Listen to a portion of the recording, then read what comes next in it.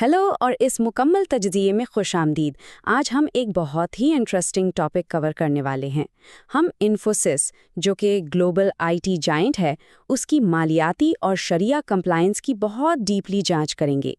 Basically मकसद ये है कि इस टेक टाइटन को सख्त इस्लामिक फाइनेंस के उसूलों और ट्रेडिशनल इन्वेस्टमेंट मैट्रिक्स दोनों पर टेस्ट किया जाए। तो चलिए सीधा अहम नतीजे की तरफ बढ़ते हैं। फैसला बिल्कुल वाज़ेह और स्ट्रेट फॉरवर्ड है, कंडीशनली कंप्लायंट और इन्वेस्टमेंट के लिहाज से कॉशियस बाय। लेकिन, और ये बहुत बड़ा लेकिन है, इन्फोसिस ने आखिर इन इंतहाई स्ट्रिक्ट हर्डल्स को कैसे क्रॉस किया? ये रेटिंग ऐसे नहीं मिल जाती। हमारा आज का ये पूरा एक्सप्लेनर दरअसल इसी प्रोसेस को रिवर्स इंजीनियर करेगा, ताकि हम जान सकें कि बिहाइंड द सीन्स एग्जैक्टली क्या चल रहा है। हमारा रोड मैप सीधा है। पहले दी इन्फोसिस बेसलाइन, फिर बिजनेस एक्टिविटी स्क्रीनिंग, उसके बाद financial ratio stress test, the purification requirement, investment strengths and risks और आखिर में फाइनल वर्डिक्ट। तो शुरुआत करते हैं पहले हिस्से से, दी इन्फोसिस बेसलाइन। इन्फोसिस आखिर कितनी बड़ी कंपनी है? ये एक ऐसी आलमी आईटी लीडर है जो सालाना 1,62,990 करोड़ रुपए का मैसिव रेवेन्यू जनरेट करती है। लेकिन यहाँ मैं सवाल ये है कि इतना बड़ा पैसा आखिर आता कहाँ से है? आमदनी का ब्रेकडाउन देखें तो सबसे बड़ा चंक यानी 27.4% सीधा फाइनेंशियल सर्विसेज सेक्टर से आता है। अब यहाँ एथिकल इन्वेस्टर्स के लिए फौरन एक रेड फ्लैग या कह लें एक बहुत अहम सवाल पैदा होता है। क्या इतना बड़ा हिस्सा जो मालियाती इदारों से जुड़ा है वो कंप्लायंस के स्ट्रिक्ट मायार पर पूरा उतरेगा? इस सवाल का तसल्ली बख्श जवाब तलाश करने के लिए हम आते हैं अपने दूसरे सेक्शन यानी बिजनेस एक्टिविटी स्क्रीनिंग पर। इन्हें हार्ड स्क्रीन्स कहते हैं। इस्लामिक फाइनेंस में ये एब्सोल्युटली नॉन नेगोशिएबल होते हैं, जहां एक माइनर नाकामी का मतलब ऑटो डिस्क्वालिफिकेशन है। अगर हम बिजनेस एक्टिविटीज़ को ध्यान से देखें तो core IT, alcohol, pork, gambling और कन्वेंशनल बैंकिंग जैसे मेयारात पर इन्फोसिस बिल्कुल क्लियर पास होता है। इन चीज़ों में इनका बराह रास्त कोई अमल दखल नहीं है। लेकिन यहाँ वेपन्स और डिफेंस के आगे एक कॉशन फ्लैग मौजूद है। इसकी सिंपल वजह यह है कि इन्फोसिस गवर्नमेंट डिफेंस इदारों को आईटी सर्विसेज ज़रूर फराहम करता है, लेकिन वो टेक्निकली खुद कोई हथियार मैन्युफैक्चर नहीं करते। अब वापस आते हैं उस क्रूशल पॉइंट पर, यानी फाइनेंशियल सर्विसेज। जो 27.4% आमदनी वहां से आ रही है, उसकी रियल हकीकत ये है कि इन्फोसिस बैंक्स को आईटी सर्विसेज प्रोवाइड करता है, लेकिन वो खुद कोई बैंक नहीं है। रिबा यानी सूद पर मबनी लेंडिंग में इसका जीरो इन्वॉल्वमेंट है। स्कॉलर्स और आलमी इदारे इस बात की मुकम्मल इजाज़त देते हैं कि ऐसी टेक्नोलॉजी फराहम करना एथिकली दुरुस्त है, जब तक कंपनी खुद किसी सूदी लेन देन का हिस्सा न बन रही हो। अब जब बिजनेस स्क्रीन्स क्लियर हो गए तो तीसरी मंजिल आती है फाइनेंशियल रेशियोज स्ट्रेस टेस्ट। ये एसेंशियली एक बहुत सख्त न्यूमेरिकल ऑब्स्टिकल कोर्स है जो AOFII और DJMI जैसे ग्लोबल स्टैंडर्ड्स पर बेस करता है। यहाँ बातें नहीं, सिर्फ नंबर्स बोलते हैं। Debt to market cap ratio पर गौर करें तो ये सिर्फ 0.88% है।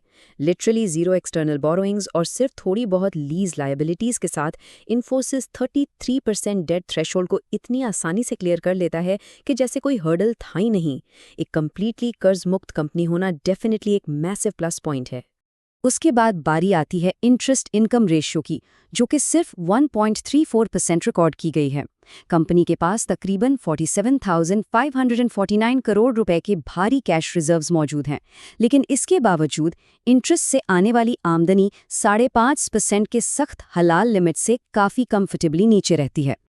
और आखिर में रिसीवेबल्स का नंबर 49.8% पर खड़ा है। ये 49% की अलाउड लिमिट के बिल्कुल अंदर है।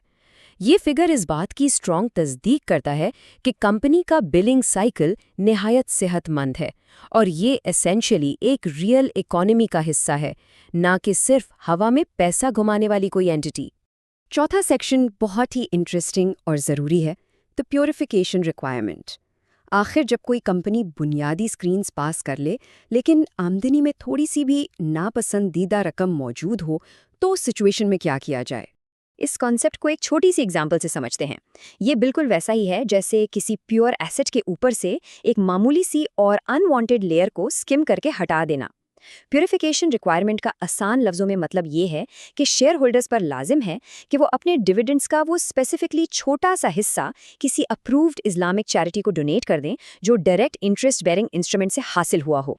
अगर हम नंबर्स की जुबान में बात करें तो मालियाती साल 2025 के लिए इन्फोसिस का डिविडेंड 43 रुपये पर शेयर एक्सपेक्ट किया जा रहा है।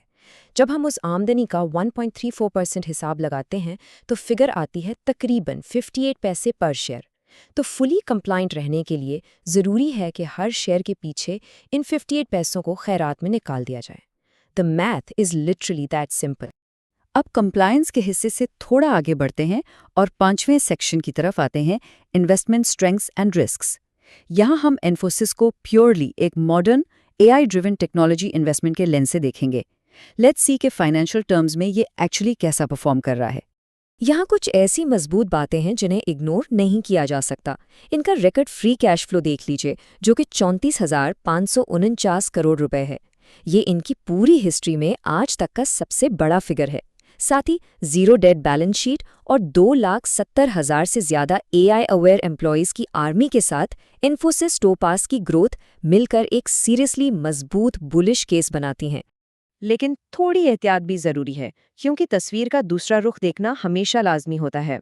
जहां इतने फायदे हैं वहां कुछ खतरात और रेड फ्लैग्स भी मौजूद हैं, जैसे कि फाइनेंशियल सर्विसेज सेक्टर में क्लाइंट्स की तरफ से डिमांड का कम होना, मार्केट में इंटेंस कंपटीशन और US यूरोप के मैक्रो रिस्क्स।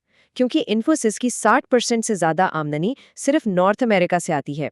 इसके अलावा नेट प्रॉफिट मार्जिन्स का 17.1% से श्रिंक होकर 16.4% तक आना एक ऐसा पॉइंट है जिस पर कड़ी नजर रखनी होगी। और अब हम इस एक्सप्लेनर के आखिरी हिस्से पर पहुंच चुके हैं, फाइनल वर्डिक्ट एंड रिकमेंडेशन। यहाँ हमने इन तमाम थियोलॉजिकल और प्योरली फाइनेंशियल थ्रेड्स को एक साथ मिलाकर अपना हतमी नतीजा निकाला है। नतीजा साफ अल्फाज में एक कॉशियस बाय का है। ये अनक्वेश्चनेबली एक high quality, completely debt free और शरिया कंप्लाइंट इक्विटी है जो किसी भी एथिकल पोर्टफोलियो के लिए एक एक्सेलेंट एंकर बन सकती है। 2 से 3 साल के होराइजन के लिए ये बेस्ट है, लेकिन मैक्रो डिमांड और FY26 की रेवेन्यू ग्रोथ पर मुसलसल नज़र रखनी होगी और ऑब्वियसली जो डिविडेंड प्यूरिफिकेशन हमने डिस्कस की थी उसकी अदायगी लाजमी करनी होगी। इस तज्जिए को रैप अप करते हुए एक बहुत बड़ा सवाल जहन में छोड़ना ज़रूरी है।